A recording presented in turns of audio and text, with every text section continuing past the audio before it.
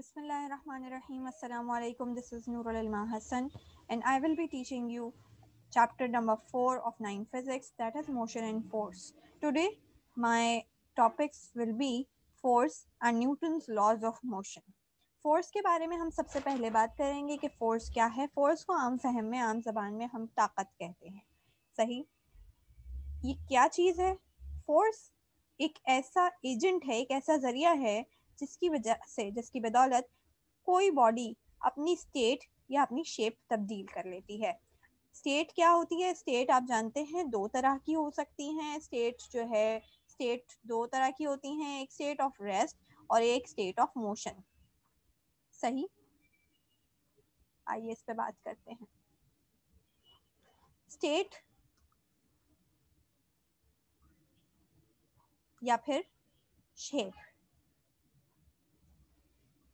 Force की बदौलत कोई भी बॉडी या तो अपनी स्टेट तब्दील करेगी या अपनी शेप तब्दील करेगी।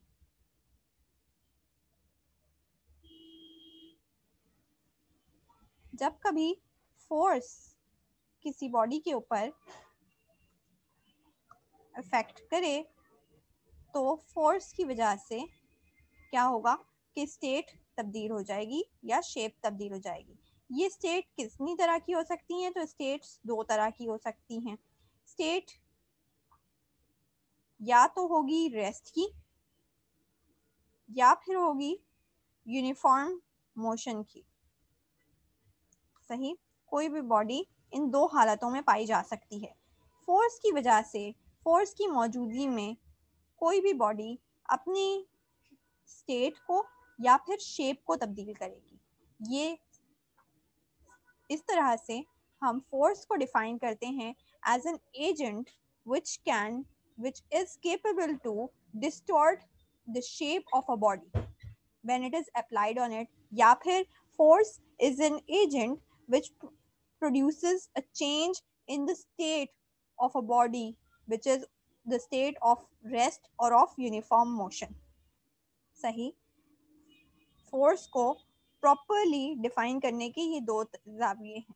या तो हम कहेंगे force is an agent which produces और tends to produce the motion in a body, या फिर इन हालतों को रेस्ट में को मोशन में तब्दील कर दे। ठीक है, या तो रेस्ट से बॉडी को मोशन में ले आए। सही, या फिर मोशन में थी बॉडी, सिर्फ एक मोशन में बॉडी थी और मोशन पे से बॉडी को रेस्ट में ले आया। ठीक है, इन दोनों कामों के लिए जरूरत होती है किसी ना किसी फोर्स की, किसी ना किसी एक्सटर्नल एजेंट की। वो एक्सटर्नल एजेंट जो कोई भी होगा वो फोर्स कहलाएगा। ठीक, ये हो गई फोर्स की डेफिनेशन के बारे में बात। फोर्स की डेफिनेशन के बाद हम बात करने जा रहे हैं न्यूटन्स लॉज ऑफ मोशन की। न्यूटन ने कुछ लॉज दिए। न्यूटन को क्लासिकल फिजिक्स का फादर कहा जाता है। फादर ऑफ क्लासिकल फिजिक्स के तौर पे हम जानते हैं न्यूटन को। इनका ताल्लुक 17th सेंचुरी से था। ठीक है, 17th सेंचुरी में न्यूटन ने अपनी एक बुक शाया की।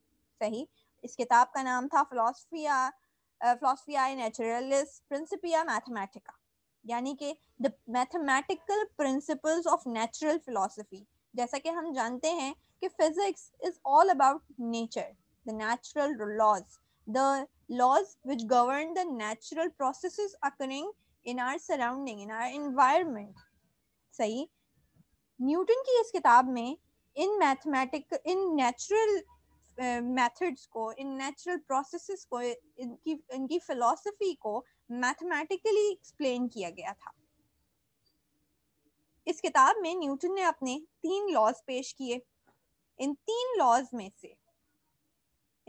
लॉज में से हर लॉ का से हमने कंक्लूजन हासिल किया, जिनको इस चैप्टर में हम स्टडी करते हैं।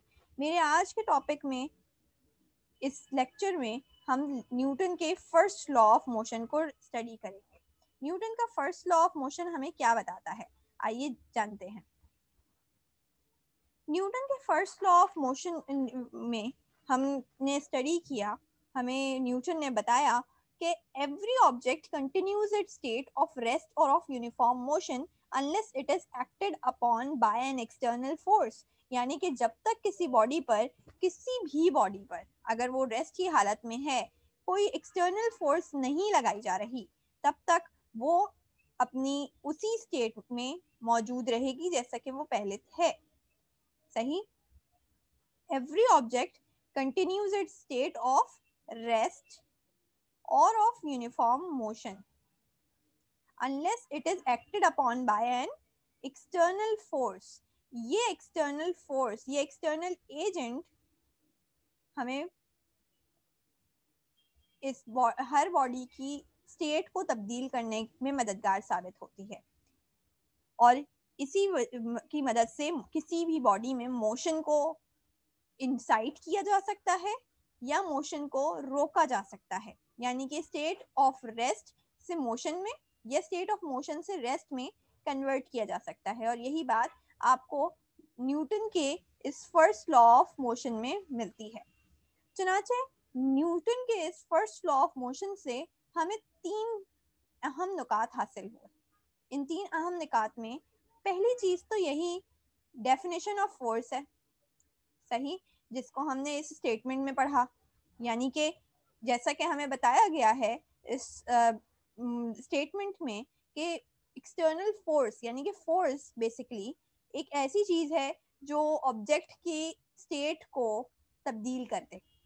और जैसा कि हमने पहले अपनी डेफिनेशन में स्टडी किया था कि स्टेट के साथ साथ शेप को भी तब्दील करने की सलाहियत रखती है फोर्स, तो स्टेट या शेप को तब्दील कर दे।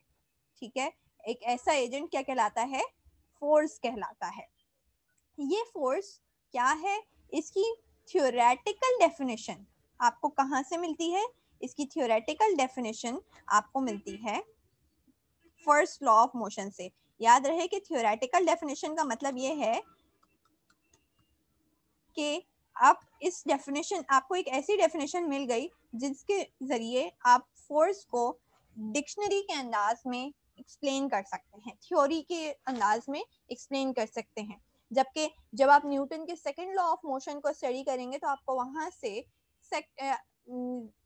इसकी मैथमेटिकल फोर्स की मैथमेटिकल डेफिनेशन मिलेगी। यानी कि सबसे अहम बात जो आप फर्स्ट लॉ ऑफ मोशन से हासिल करते हैं वो क्या है? डेफिनेशन, बल्कि थ्योरेटिकल डेफिनेशन ऑफ फोर्स। सही। थ्योरेटिकल डेफिनेशन ऑफ फोर्स के बाद हमें एक बात और पता चलती है इस लॉ से। न्यूटन के फर्स्ट लॉ में हमें जो दूसरी अहम बात मालूम होती है वो है इनर्शिया के बारे में।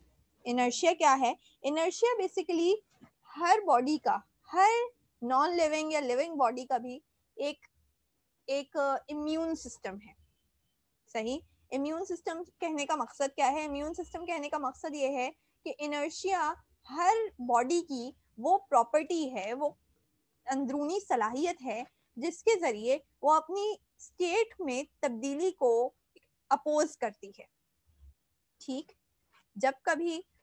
जब इम्यून सिस्टम की बात करते हैं तो इम्यून सिस्टम का क्या मकसद होता है कि अगर आपकी जो नॉर्मल बॉडी फंक्शनिंग है उसको तब्दील होने से रोका जाए। ठीक। आपकी जो नॉर्मल बॉडी फिजियोलॉजी है आपकी बॉडी की, उसको तब्दील ना होने दिया जाए। ठीक।